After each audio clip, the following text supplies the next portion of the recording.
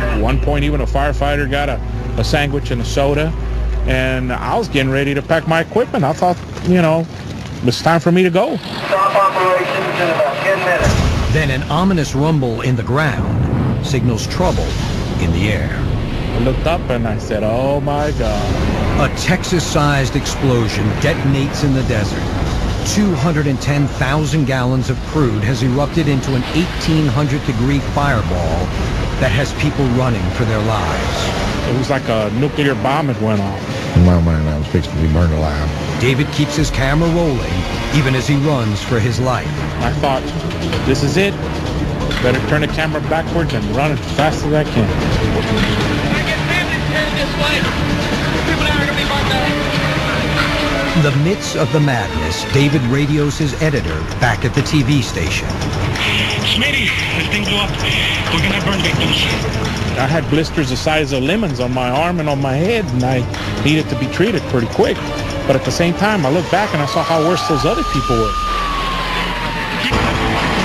People walking around putting water and ice everywhere. What happened is called a boilover explosion.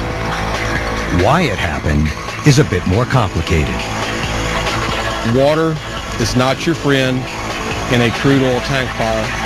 Fire protection specialist Gordon Lohmeyer is an expert on oil fires. When your crude oil is on fire, it heats up the tank. A heat wave travels to the bottom of the tank 1 foot per hour until it reaches the water layer. It actually converts the water from a liquid phase to a steam phase. It expands 1,700 times to 1. And that's enough to set off this.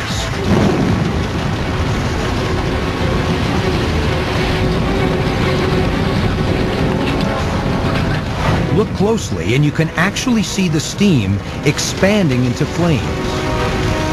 Once the temperature reaches 212 degrees, it's only a matter of time before the steam ignites an explosion.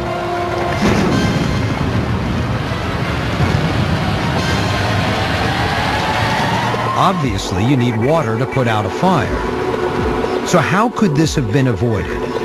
Every gallon of water that you put into that tank needs to be drained out. Most likely, this wouldn't have happened if a water release valve at the bottom of the tank had been fully opened. It eventually catches up with you when you put enough water on that tank. And when it comes to fighting oil fires, the clock is ticking. The longer the fire rages, the hotter that it gets and the lower the heat wave goes in the tank, thus setting you up for potential boilover. When the explosion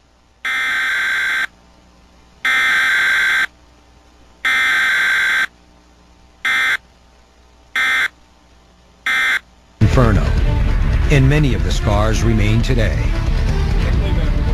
both physically and emotionally.